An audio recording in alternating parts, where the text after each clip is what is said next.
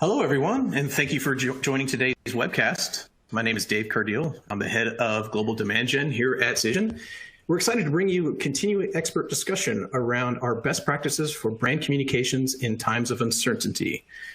Before we start, though, I want to get a few housekeeping items in order. First off, this is a completely interactive session. I'd like to really draw your attention to the Q&A widget in our webinar platform as we encourage you all to ask questions throughout. We're going to spend the latter half of the presentation really answering your questions in this time of uncertainty, and we've got a great panel of experts on hand to do that. Second, we'll be live tweeting this event using hashtag COVID-19comms, so hashtag COVID-19comms. Please join the conversation as our social media teams are standing by. And third, we will send out this on-demand recording and slides after the webinar.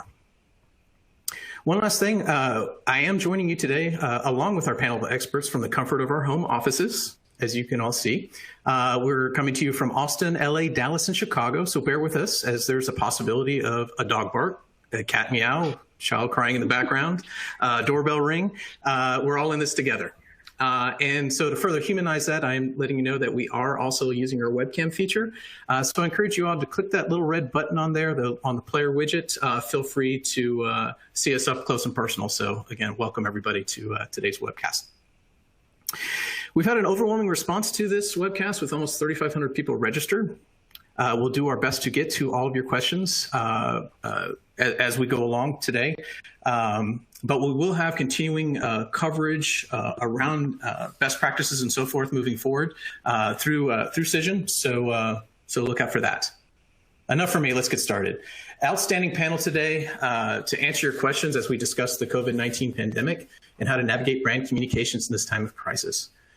I'm joined today by Bill Zucker, partner and managing director at Ketchum, Aisha Fletcher, Director of Public Relations and Communications at Brinker International, and John McCartney, Managing Director, Wise PR.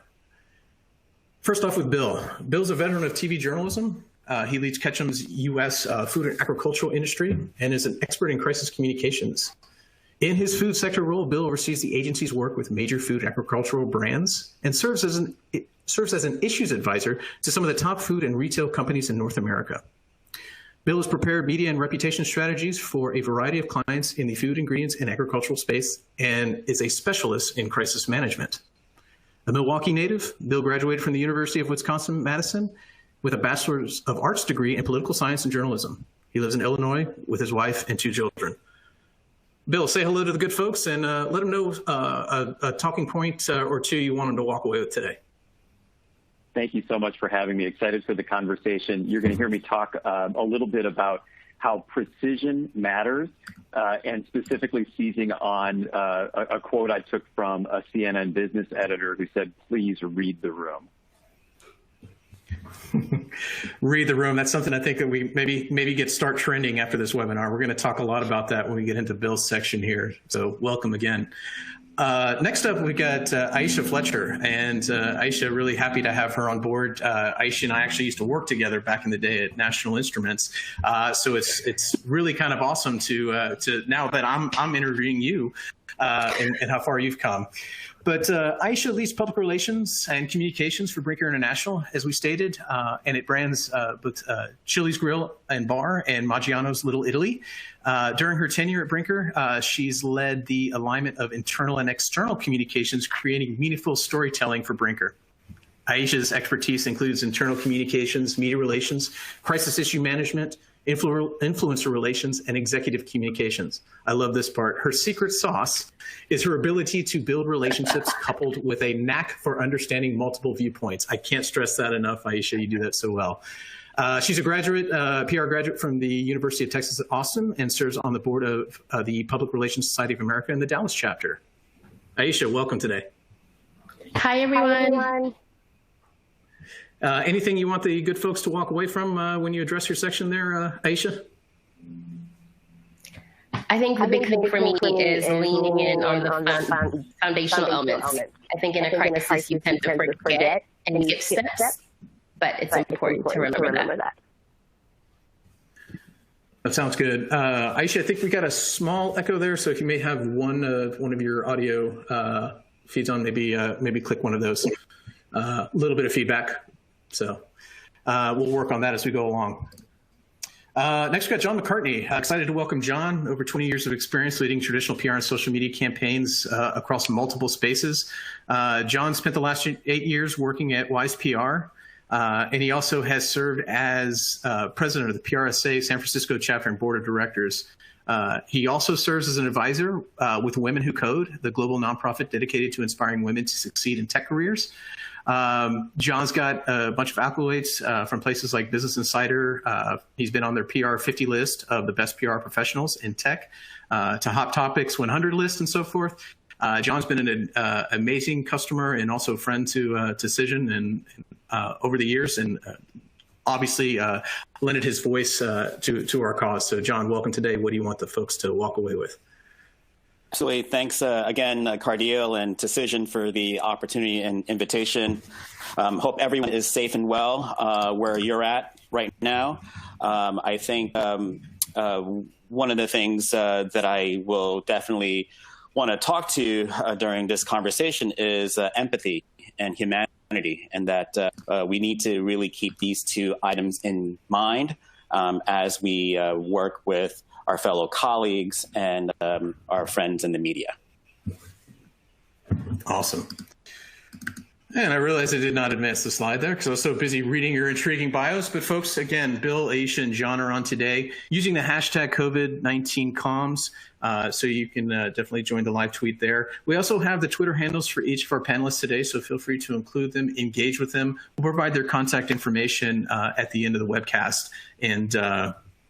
And yeah, we'll share that so they can continue asking the questions. But first, before we get started, one of the things the panelists wanted to get an understanding of is who is in the audience today. We wanted to get an idea of roles so that we make sure we can tailor the conversation to that audience.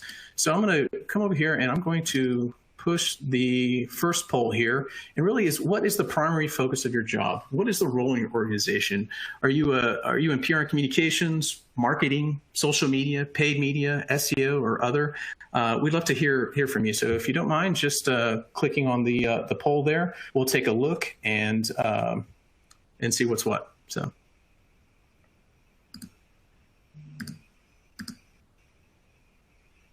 All right, we see the results of the poll coming in here.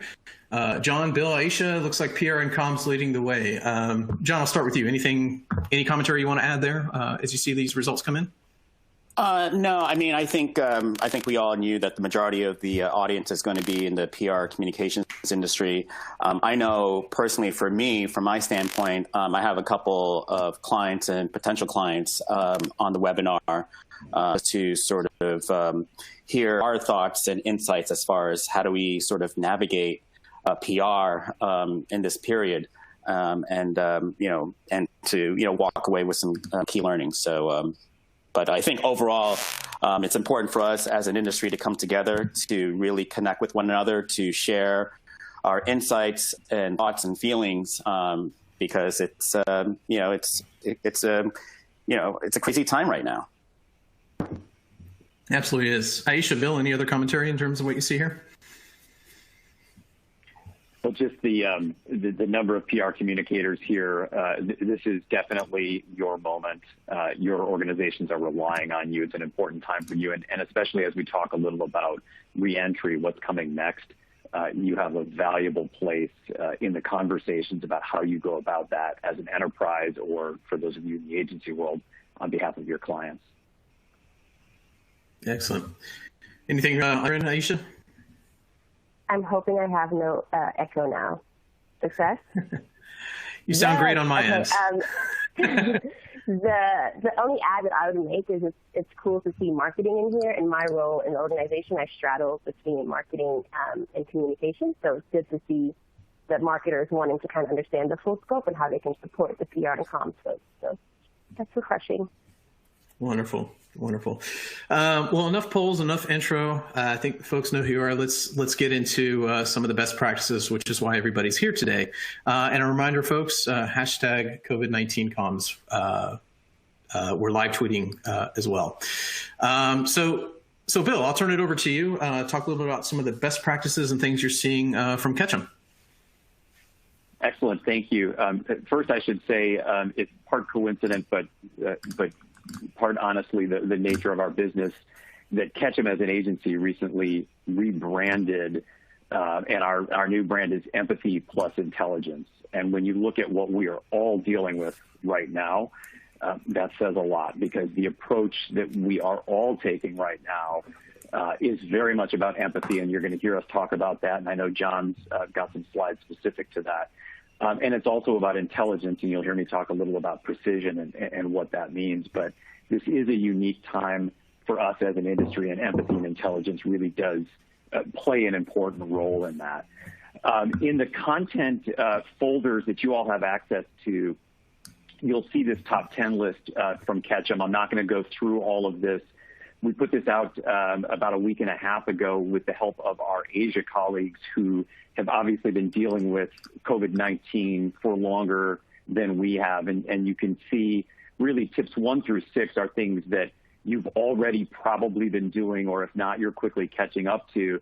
And 7 through 10, we'll hit on some of these a little bit, but these are the kinds of things that you'll need to start to think about as we move to the next phases of where this is going, and really thinking about the rebound and the reopening and versions of that. So you can download this from the webcast here, and feel free to reach out with questions on that. But a couple of best practices that I wanted to highlight. First of all, let stakeholders be our guide rather than getting stuck on trying to get attention. I think that sometimes we get excited about wanting to get attention for our brand, attention for the good things we're doing, and it's easy to forget that really the only thing that matters at a time like this is making sure that we're doing right by our stakeholders and communicating with them and listening to them. So think less about what will get me attention and more about, and I think you've seen this in some of the best company responses, how can I reach my most important stakeholders, and what's the tone that I should be taking for that? So I've highlighted Arne Sorensen, who's Marriott's CEO. I suspect a lot of you have seen this video by now. He put out a video to his employees at a very difficult time and used internal comms and then a repost on YouTube as the primary way to communicate. He's getting a lot of credit, understandably so, for his leadership style, how he went about that, because he was reaching directly to his stakeholders, speaking to them, and that was really important. The other point here is don't try to force fit a story into a situation that might not be right for you. Every company, every brand is in a different situation right now. Some of you are representing brands that are very much in operation, and your employees are going through an especially difficult time because they're out there in an essential business. Others of you work with companies where it might be the opposite. Business has ground to a halt. Employees are either being paid not to work or being furloughed, and that's a much different dynamic to be in. So it's not a one-size-fits-all, and therefore what's expected of you in terms of actions and then how you communicate that will be very different. I really liked and screen grabbed here a statement from Danny Meyer with the Union Square Hospitality Group, who did have to furlough quite a bit of his workforce, and was very blunt and honest in his language when he said that he's doing this so that they can receive unemployment while this company fights to see another day when we can return to our full staffing levels. Really tough thing for a CEO to say, but that's the honest truth that his stakeholders needed to hear right now. The second point, and I referenced this earlier, precision matters. This is not the time to be blasting. You can see the tweet from Alexis Benaviste, who's a business editor at CNN, and she bolded, I did not bold the words, read the room. People that I haven't talked to in years had the audacity to text me pitches today, and all I have to say is read the room. And you can see in the tweet below that, one of my colleagues, Marissa Driscoll, tweeted back to her to ask, is this people giving you ongoing information about coronavirus, or are they sending you too many pitches and it's leading to fatigue? And she said both, and another of her editors chimed in, same. So read the room. What are reporters actually covering? What do they want to hear from you about? Twitter is our gift right now. We can really see exactly what they're reporting on, exactly what they care about. This is not the time to blast and hope that you're giving the right pitch. This is a time to be incredibly precise and, if necessary, err on the side of caution versus outreach. Also, it's a time to really double down on monitoring the news and looking for your moment.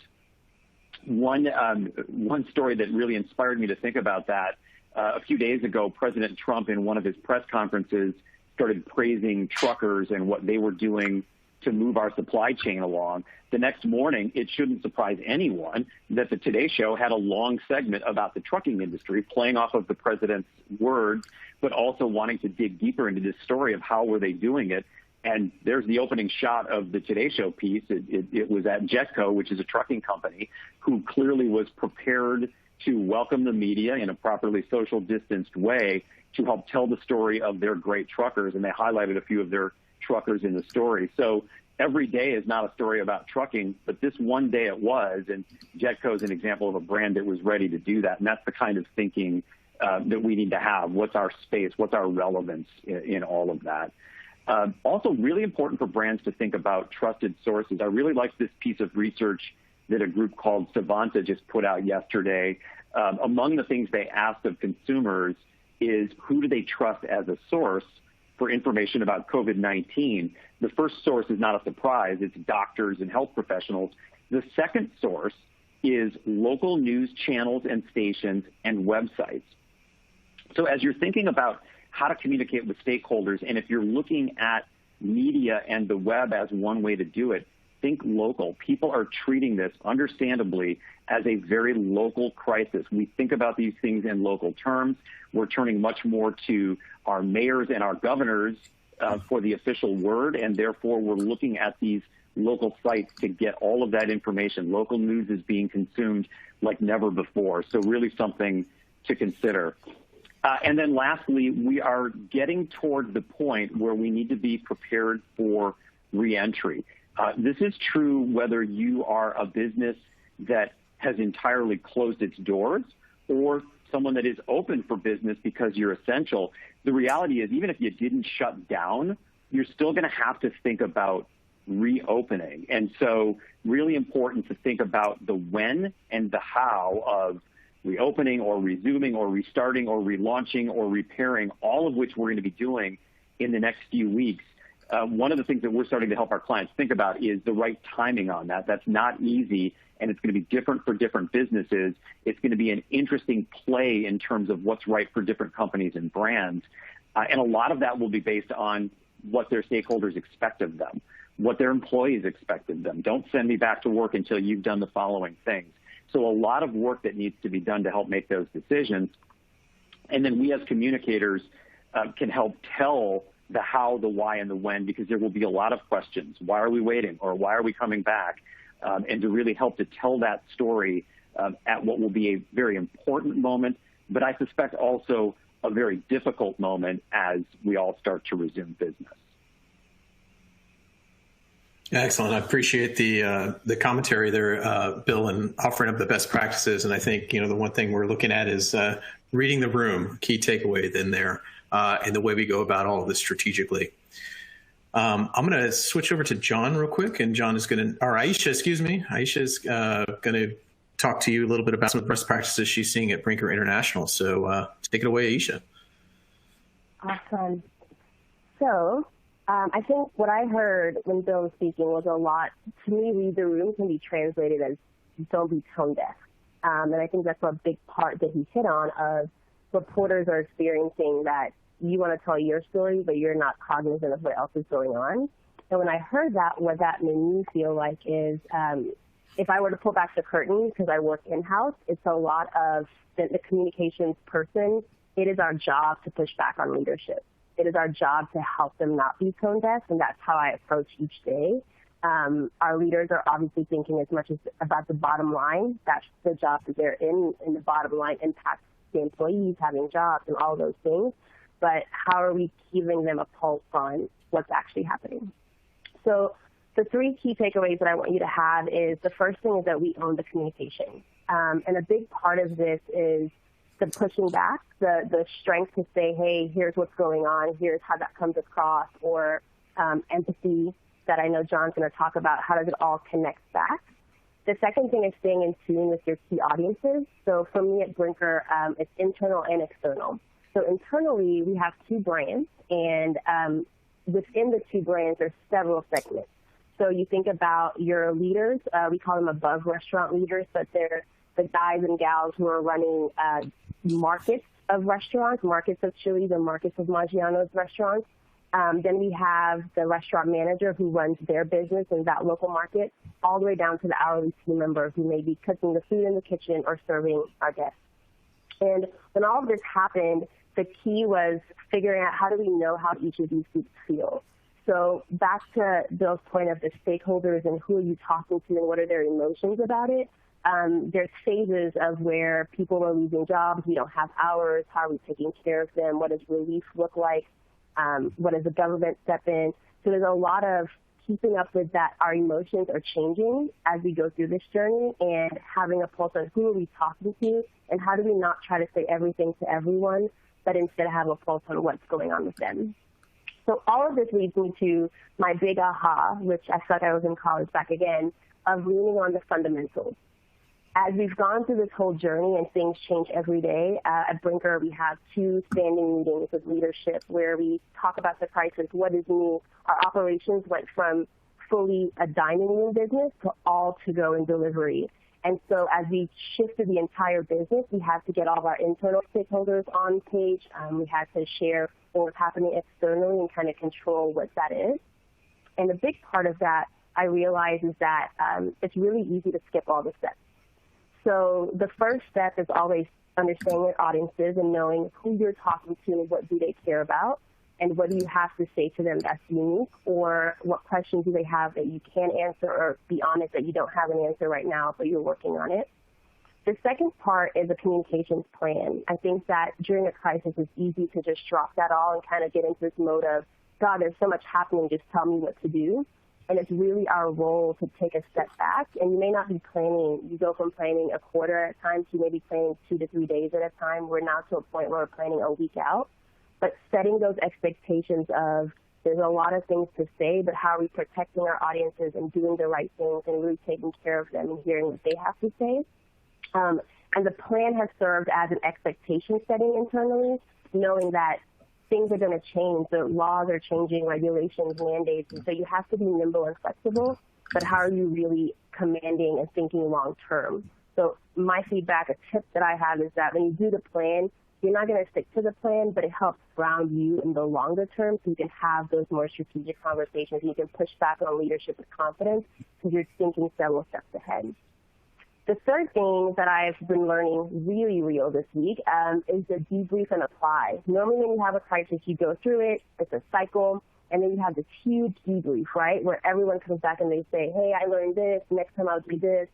And it's interesting because while we are experiencing this, we're all learning things every day, but the step that gets missed is the debrief. Like, what insight did I learn that I'm now going to apply tomorrow? I'm not going to have to wait a month or a quarter or the next 6 months when another thing pops off. And what a tip that I've applied this week that's been really successful for me is to lead all of my conversations with leadership with the debrief. What did we do yesterday? Why did that suck? Why do we need to do it differently? And just kind of set expectations. So level setting of, hey, this happened.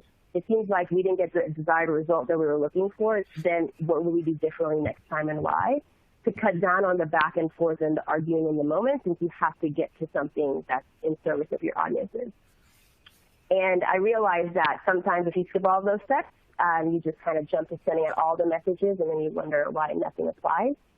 On the PR side, something that we did that I was really proud of is we have several relationships with key national consumer outlets on the Chili's side, for example. So something that we talk a lot about is if I know that reporter, they're locked up at home too. They're going through what you're going through. So how is it less about figuring out how you're fitting into a story, but you're just being human? So it leads back again to the foundational parts of the whole point of PR is relationship building.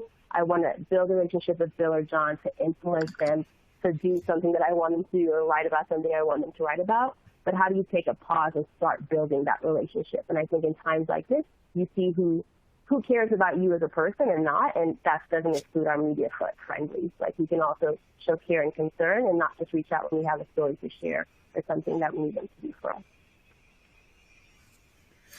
Awesome. Thanks for sharing that, Aisha. So own the communications,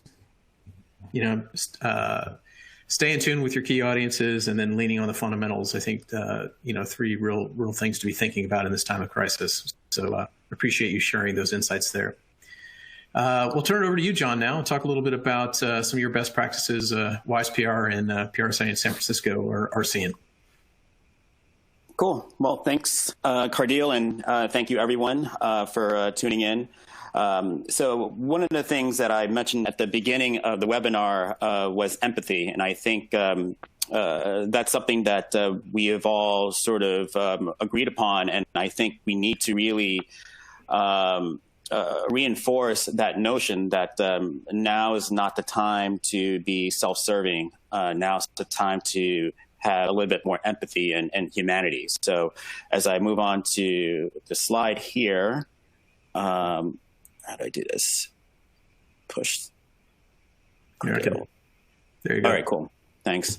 So I think, we've seen a number of examples online of reporters who are getting pitched really bad. I think there was an example from Josh over at Ad Age yesterday. He sent out this tweet. Somebody was pitching him like Beach Week in Essentials. Like, what are you doing? I mean, number one, Josh wouldn't even cover this. Number two, it's like not, it's inappropriate. So I think we need to just collectively just take a minute to pause and ask ourselves, ask our clients, whether they're in-house or, brands, should I be pitching this? What are we really looking to achieve with whatever we're looking to pitch? So I think we need to just take a moment to pause and really be critical as far as asking that tough question. You don't want to be sending these tone-deaf pitches. I mean, I think that's something that's been prevalent for years. Folks in the industry, unfortunately, continue to send pitches that are so irrelevant to the reporters that they're reaching out to. So, and especially now is not the right time to send these tone-deaf pitches because it will lead to public shaming, which is what Josh at Ad Age did yesterday. But I also think we need to look at our friends in the media more so as they're humans. They have feelings. I mean, we all have feelings. I think we need to really be mindful of the work that they're doing and just to really come with that empathy and that approach to treat reporters. They're humans. I think if you have a media friendly, if you will, I think you're more than welcome to just, hey, how are you doing? Just wanted to check in with you. I'm sure you're probably busy right now. I just want to just have an honest conversation with you. Like, when do you think is the right time, things will be quote unquote back to normal? Or what are you looking to cover? Is there anything that I can do to help you with any sources? Anyone in my network that you might be interested in speaking to? Again, now's the time to really be a little bit more empathetic, but also to really show how can we as a PR industry bring value to the work that our friends in the media are doing, and to really do it with a very delicate and humane approach. Moving on to next slide. Thanks. So, I mean, I think as far as what to advise our clients, whether, you're working in-house or, you have a client on retainer, I think, we need to ask ourselves, like, what are we looking to pitch that's really going to add value to this overall conversation? I think, there are some industries, unfortunately, are taking a big hit, and there's nothing that could be pitched. But I think, if you look and do your research and lean on the fundamentals, I think the media outlets, whether, for example, if you're doing B2B PR, you look and read and consume the media of some of these outlets that you have been pitching before for your clients. They're covering right now, and then that will give you a better idea of like, okay, what are the styles, approaches, and then if you have any media friendlies at these outlets, check in with them, see how they're doing, see if there's anything that you might offer up, whether you have any clients or maybe there's somebody in your network that might be a good source for whatever stories that your friends in the media are covering. I think it's important for us to really do our homework, leaning on the fundamentals and seeing what our target outlets are covering. And I think ultimately, and I think this is really important, please do not ambulance chase, do not capitalize on this situation. I mean, I've heard so many examples from peers, colleagues, like, newsjacking. Like, no, now is not the time. Please don't do this. And then the last slide that I have here, video. Got it. Cool. So I think as a community, we're all in this together. We have to use this period to really help one another, to really put our best foot forward. I've been seeing a number of virtual hangouts, Zoom calls with other PR practitioners. I think it's important. I think we need to come together and support one another with best practices, tips, advice, hangouts, online groups, whatever it is, because I think together we can get through this period, this time that we're facing. And I think we also need to support our media counterparts and our friends with that humanity and empathy that I've been talking about. Humanity and empathy. I think that's the message in John's section kind of throughout here. And, with that, because they're piling up, folks, is we've got a ton of great questions coming in through the queue. I encourage you to keep asking them. We are going to dive into this section right now with the panelists. We'll get to as many as possible. I do want to call out, we do have contact information for the presenters. I included myself as well here if you have any questions coming in on the Cision side of the business. I remind everybody, hashtag COVID-19 comms. We're also live tweeting and answering questions there, asking and answering questions there as well. So by all means, use it. So John, I'm going to start off with you since you just sort of wrapped this up right here. And I just want to just kind of throw a stake in this one right here. Because I think a lot of PR and comms professionals are wondering, what's the best way to evaluate planned announcements and launches, and kind of what should the go forward plan be right now for folks that have these plans and are sort of stuck in this time of uncertainty, not sure what to do? Yeah, I mean, I think it really depends on the industry. I read a piece that TechCrunch, I think the managing editor, wrote the last week about funding, and if I have the article here, if I can throw it up. But basically, Danny Crichton of TechCrunch on the 18th of March wrote a column that urged tech companies to continue with their funding announcements.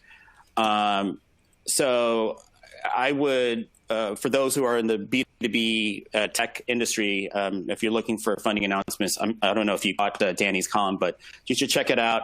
I know that TechCrunch still continues to cover funding announcements. So that's an industry that, I guess in some respects, is still covering that topic, but I think it really depends on the industry. But I also want to reinforce taking a step back and saying, like, how is this announcement going to provide value to the overall conversation? You don't want to come off as self-serving because you don't want to face the backlash. You need to, again, just reinforcing the empathy and the humanity approach. I think that's going to be the barometer in making your decision whether or not to move forward with this announcement or not. Yeah, John, I would add there's a really thin window for non-coronavirus related announcements, but there are some things that some companies have to announce. You gave an example. One that I've been noticing is there are companies who have have made various sustainability promises, and they need to continue to announce the progress that they do on those. They committed to those announcements. There is a small sliver of reporters in the sustainability space who are still covering that. Now, are you going to get the same kind of coverage you normally would for that? Absolutely not. But if you've gone through the process of deciding, does this have to be announced, and then go through and say, is there anybody still covering this? There is room for a match there. If you can wait, wait. No, excellent. Appreciate that insight from the two of you. And I just want to tell the folks too, I mean, just looking from the backgrounds here, as you're asking your questions, we've got two fantastic agency partners on here, but Aisha's also coming from the brand in-house perspective. So we have those two perspectives on here. So as you're asking your questions, please keep that in mind. And Aisha, I'm going to kind of pivot over to you for a minute. You got a compliment on here for the great content in the Q&A. Expand a little bit for the audience there on, you mentioned before, send out all of the messages. What did you mean when you made that statement? What were your thoughts there? Yeah, for me, I think what happens in-house when you have all the different audiences, literally when this all happened was a matter of, you have all these things to say. So we had our hourly team members who were hit and schedules were cut, if I can give a tangible example. We have our above restaurant leaders who are not changing the business from dine-in to go. So as you'd imagine, like operationally, there's a bunch of stuff that's involved there that has to change. You have your leaders who manage many restaurants and now have questions to answer. How do you take care of the restaurants? How are you checking in? I mean, guys, I'm talking like real attack, like there's supply chain, distributors, like all the industries are hit. So it affects how we can even run our business. In addition to your folks sitting at corporate who now are moving to work remotely.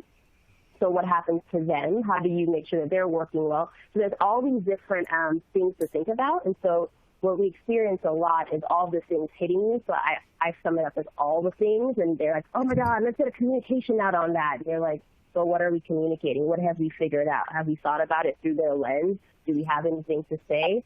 So I experience a lot of pushing back because people think it's just send an email and that thing is done. But you haven't thought about it. You haven't figured out when you send that thing or make that action, how does it apply?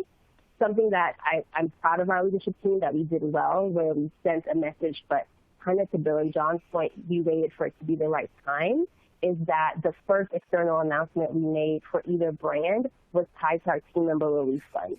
So it was nothing about free delivery, nothing about, oh my God, woe is us, like now you don't forget to come buy some Chili's and Maggiano's food. It was focused on the reality of in the news, people are losing jobs. I heard on NPR this morning, 3 million people applied for unemployment. It's a record number. So not being tone deaf and knowing what's happening and tying that back to actions really speak louder than words. So if we say we take care of our people, then stuff's in the shitter, you kind of got to do that first.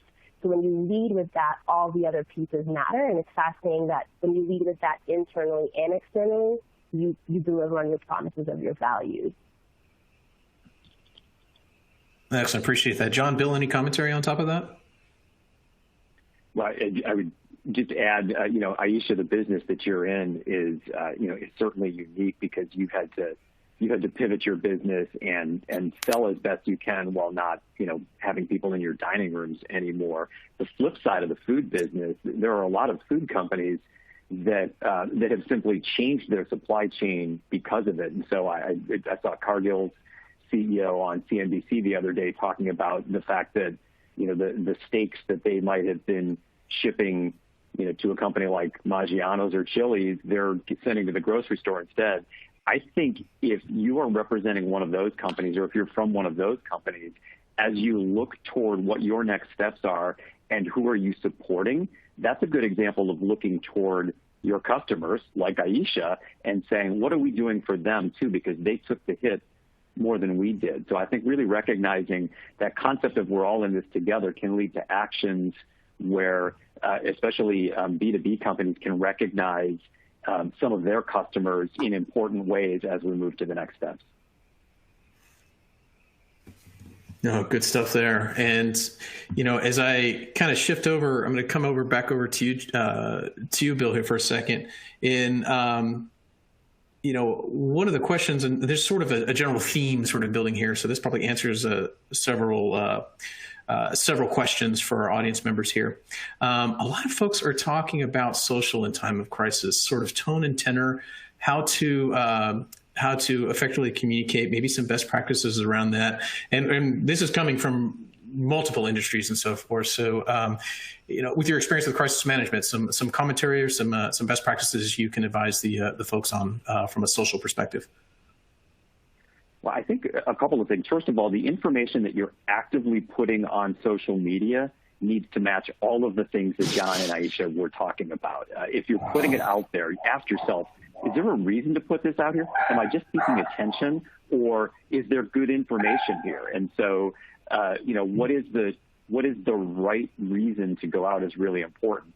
Then take that a step further. If you're going to pay to amplify something, it better be because there's a real purpose. There's a stakeholder it will reach that you need to reach, and this is the only way to do it, because there is certainly the possibility of being mocked for going out there with social content, for paying your way into people's feeds with something that either seems trivial or that seems like the 1,000th message that I've gotten from someone who I barely know that they care about me. And so I think that's a really, really important part of it. I think as you're looking to people who reach out to your brand through social, this is where that combination of intelligence and empathy really pays off, recognizing that a lack of response says something, but that the tone of the response says even more, and choosing very carefully how and when you respond, and especially looking for what are the common trends, what are people asking my business the most? Does that point to the fact that we have either not done the right things or have not communicated them well? And that's using social as a data point to take a step back and say, what more do we need to do, or what more do we need to say, I think can be really beneficial.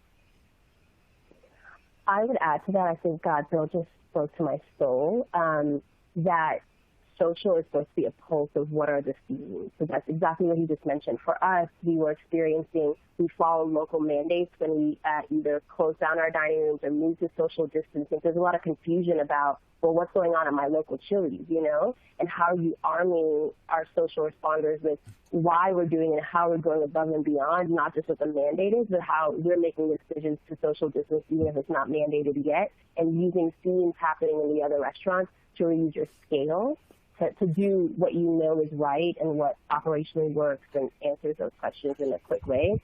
I think something else, if we think ahead of now we've gotten through the crisis to this point, like you have to pick when you communicate, make it the right thing. What we've been talking a lot about on the marketing side is kind of that life cycle. Like we've all now been working from home at least a week. This might be 2 weeks or 3 weeks for some people. And you're getting to this zone of like, oh crap, is this my new normal? And you find yourself really engaged with those funny memes of like, I'm drinking alcohol at 10 a.m. I don't know what's going on. Like you kind of lost track of everything going on in your life. You just showered for the first time, all these things. And so figuring out as consumer mindset shifts, how are you adapting to that in a way that feels relevant to this point, not where you look like you're an outlier or you're not taking it seriously, you don't know what's going on. But that's something that we're shifting to try to think about and get ahead of, because our brand can play in that space. Yeah, and if I can just follow up on Bill and Aisha, I think I'm hearing what you're both saying, and what I'm arriving at right now with my thoughts from what you said were a couple of things. One, I think now is the time for brands to really think about their relationships with their customers and potential customers. I think, for all of us on this call, I think about the marketing funnel, and I think about how, PR is that first stage in the marketing funnel as far as, creating that awareness. And I think because of this period, all of that is sort of like, okay, now what do we do with this marketing funnel? And I think it's important for brands to really think about the relationships with their customers and, potential customers and how they're sort of handling this period with one, their team, their employees, and two, like with their customers. And I think, making sure that the social and the PR and the marketing are all aligned as far as making sure that the outbound messaging is done in a very tactful way that won't cause any backlash. that reinforces the empathy and the humanity, but also making sure that in some way that the brands are still top of mind, whether it's their employees, their potential customers, their existing customers, and their target audiences. So I think now's the time for brands to really have that sort of sense of like, okay, how do we maintain our relationship with our target audiences? Excellent. I really appreciate the three of you answering that one, because I think that covers probably maybe a fourth of the questions we're getting in. I mean, it's been about, what do we do, kind of our presence over social. So that was extremely helpful to hear from all three of you on that. I want to turn back over to a little bit maybe on the humanity, of the empathy side of things. John, I'll start another one with you here, is pitching stories around what companies are doing for customers and communities during the pandemic. What are you seeing out there? I know you've been in discussions with different folks from PRSA and so forth. What advice are you giving folks in terms of focus? Is that what best practices are you seeing out there? Well, I think Bill mentioned this earlier in the webinar, was the need for really just monitoring and just taking a pulse of as far as what's being covered and the coverage. So I think.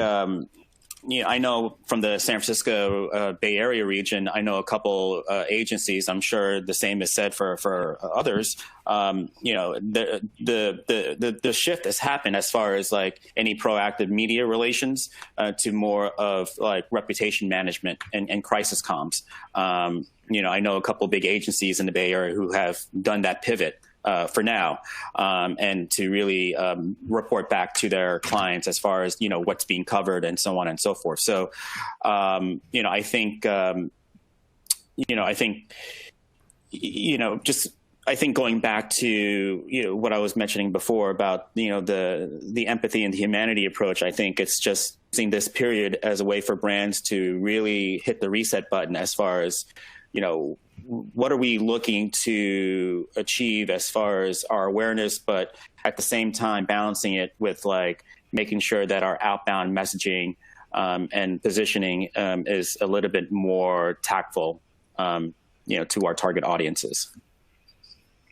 I think what's interesting, so on our side, sorry, Bill, when Bill had that slide that said kind of your most trusted sources, and the second one was local, we've seen that. So we've seen that you mentioned that this is a local, and if you care about your community, you're under shelter in place. Like, it's very personal, this pandemic. And so we've seen that local reporters are craving kind of helpful information for their viewers. And luckily we're free, so you can get free delivery. So if you're sheltering in place, so there's opportunities to do it in a way that is actually helpful to the news that they're trying to deliver, versus kind of more self-serving. They're more so pulling that information from us. But I would agree with John that it all comes back down to monitoring. So with our support from Access, it's all about when we pitch anything, we are doing a full eval of what are people talking about. Is this helpful news? Does this make sense? How would that reach their viewers? And just getting a pulse. But we are seeing that local piece bubble up on our end.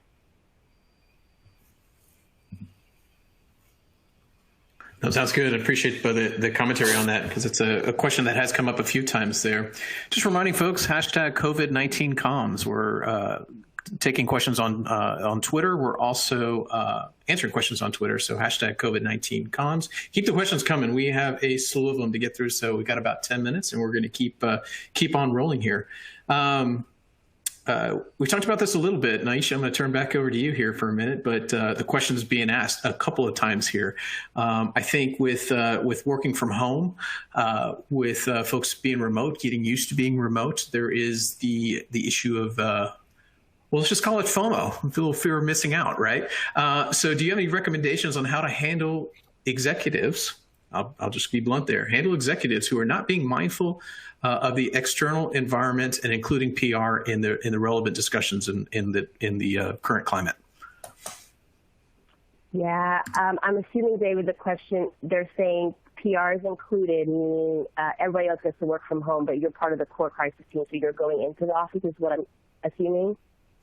Oh, actually being somewhat left out of the equation, left out of the discussion. God, I wish I had that problem. Okay, so for us, we have a seat at the table. We worked really hard for it, and then like now we're eating our words. So I have the opposite problem where I'm consulted for all of the things. I'm in person in all of the meetings. The CEO's doing a video. I'm the one doing it. I'm the one giving the direction. So I think that I've built a lot of trust there. I believe that for the conversations that are not happening, my advice would be to, it's an emotional time, and sometimes when you're locked up at your house, you get all these emotions and you're a little bit crazy. So it's a lot about self-evaluation. But the second thing is, I think, justifying why you need to be part of those conversations. So for me, if I have a conversation, I hear about a thing, then I connect the dot back. I'm very proactive in, hey, if that release pacing happens, my team needs to be in it from the beginning, because if we're going to roll it in 2 days, we have to get the resources ready. We have to do da-da-da. So I think it's a lot of stepping up and inserting yourself. And I think at this point where people can't see your face and your emotions at times, it is picking up the phone and having some of those tough conversations, not being afraid to do so, because you absolutely should have a seat at the table. And I think what used to happen to me years ago was the decisions are made and you kind of just handed it, but you can't do your job well if you're not informed of the why behind it. Your whole job is to bring these audiences along and build relationships, whether they're internal or external, and you can't do that if you don't have context, if you can't filter out what context they need to understand the role in the journey.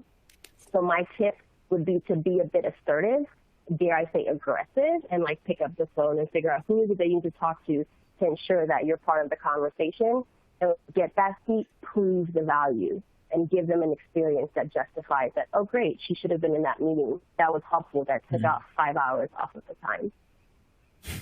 Yeah, so it's interesting that we've always fought to get a seat at the table, and that's never easy. On the surface, you would think it's even harder to get a seat at the table when the table has become virtual, which it is right now. I do think for those of us in the agency world, what we're seeing is the ability to bring an outside perspective is really important right now, because if you're a company that has just had to shut everything down or change everything, you're not always as focused on what's going on around us. And so I think where we have had a seat at the table most often is when we've been able to remind our clients, hey, there's a lot of things going on around you that we can help you see and help you understand your place in. So I think that's one way for us to make sure we keep that seat at the table. Yeah, and if I can just add to that, I think just very quickly, seat at the table is important. I think, I mentioned this before the webinar started. There was that PR Week survey that was announced yesterday that 9 in 10 PR pros say that campaigns have been cut due to the coronavirus. And, when I read this, my first thought was like, well, I kind of feel like, this survey is sort of fear-based in a way, because I think, I think, in the PR community, this is a time for us to really reinforce to our existing clients, whether, in-house or at agencies, but, to reinforce the fact that, the value that PR brings to the table, I mean, obviously we're looking short term, but, thinking about more from a reputation management standpoint, thinking about more from, how do we maintain our relationship with our target audiences, and also thinking also long term, we all agree this will pass at some point, and, we have to prepare for a reentry, as, Bill put in one of the slides. But I think, now's not the time to sort of like, cut PR. I think now's the time to really, reinforce, and how do you position yourselves to have that seat at the table so that we can navigate these troubled waters together, so that that we are making sure that our messaging is reflective of what we're trying to say to our our audience, if you will. What I would add from being in-house and if their agency folks on the phone that have to validate, I think I would echo exactly what Bill and John are saying in terms of the value in the crisis is knowing what's going on. And when you're in-house, you're sitting in so many meetings, you can't keep a pulse on everything. So I rely on my agency relationships that this bill has passed, this breaking news thing happened that applies to your industry. I think the smarter people, you can't do this alone. So how do you have your agency partners who are always giving you perspective, arming you for the meetings? And to be honest, in our organization, they have a seat at the table with us. It's not, oh, well, give me all this stuff, let me go be big and bold. It's no, like, let's bring in the experts, and there's an item that we need to push, that we need an expert who's done it for 30 years to come push it. We can validate that. So I think now more than ever, the in-house people need the support. But it's easy to hear that should be cut because we're in a situation where people are trying to say that they're going to tell you how to do your job. So you just have to push back and get that perspective early and often would be my advice. Great advice from all three of you. Appreciate that. I'm going to actually ask a question to piggyback on that because a sort of thought as you were all speaking sort of came to mind. And as I scanned the questions, again, trying to compartmentalize like 10 of them into one. Bill, I'll start with you. If a company has not addressed the issue externally as PR pros, if they have not done that by now, have they missed the mark? Are they late to the game? Well, I think it goes back to the question that I asked very early on. What would their audiences have expected of them? So I don't want to speak for every business. It would surprise me if there are too many industries in which a conversation of some sort didn't already need to happen. But that doesn't mean you need to do a blast email. That doesn't mean you need to conduct media relations. It simply means you need to make sure that the people who rely on you and who you rely on for the success of your business have heard what they need to hear from you. So I would say if you're putting out a communication like some of the ones I've been getting in my email box lately, that's just, hey, we wanted you to know we're thinking about you during this time. That's probably not worth it, and certainly not at this point. I think about what are you actually trying to accomplish and what are people expecting of you, and then yes, absolutely. And maybe at this point start to think more about what's coming next with the reentry and the reopening. That Savanta survey that I showed before has some information in it that I think Aisha will like because they asked people what they first want to do when we start to return to normalcy. And the number one choice was visit family, but the number two was eat in a restaurant. So Aisha's got a lot to prepare for. Oh, thanks for answering that. Just wanted to kind of put a little bow on that piece of the question there. So kind of back again, another sort of theme sort of resonating, and we have touched on it and you've shared on it, but I want to address this because it's just being asked, right? Everything seems to be about COVID-19 or associated with the pandemic. So how do folks, let's just kind of dive into that a little bit further. How do they get their great news, breaking news, product announcements, funding announcements? Just want to kind of hit that point home again. How do they rise above the noise of COVID-19, given the fact that we're inundated with content and information on this? Well, I would, go back to what I mentioned before about, doing your homework, leaning on the fundamentals, looking at the outlets that your particular brand usually interfaces with or pitches, and see what type of stories that they're covering. I think I mentioned earlier how, TechCrunch, they're saying, please continue with your funding announcements if you're, are planning to do that. But I think, it really depends on the industry. I think it depends on the industry and also just doing your homework to see like, okay, what can I do? But I also want to reinforce the fact that, any PR activities as far as announcements go, you have to really think long and hard and really reinforce the point like, what values is bringing to the table, because you really don't want to face that backlash. And you really want to, again, it's the key word that I keep, saying on this webinar, really have that empathy. Have that sort of, humane approach in any of your PR marketing initiatives. Awesome. Appreciate you answering that, John. And wow, it just hit us like that, folks. It's already at the hour mark. It's already 2 p.m. Oh, wow. I want to first thank everybody here for our speakers for all the wonderful commentary. Bill, Aisha, and John, appreciate you guys lending your time to us. And then also for the good folks out there, appreciate y'all chiming in. We're going to have a lot of great content upcoming here in the next couple of weeks from Cision. Definitely want to provide value to our audience and in the industry right now, as there are a ton of questions. And speaking of the questions, we'll get back to as many of those as we can in the next day or so. There will be a recording that is sent out to the audience as well. Bill, Aisha, John, quick 10 seconds. Any other lasting comments or anything you want to leave for the audience? A big thank you for. Oh, go ahead, Aisha.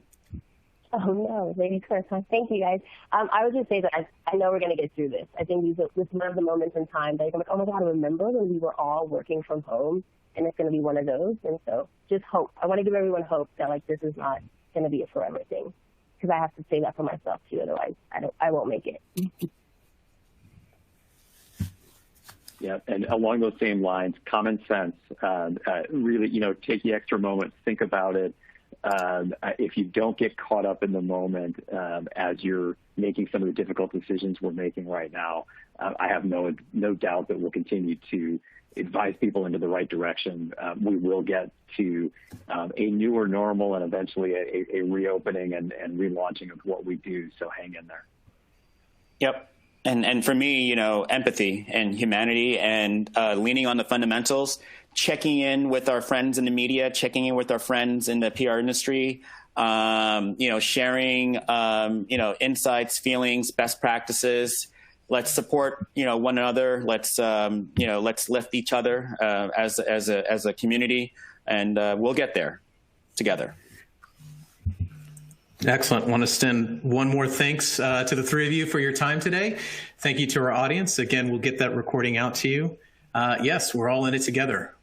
Really appreciate the time. Everyone have a wonderful afternoon. Thank you, everyone. Bye. Bye.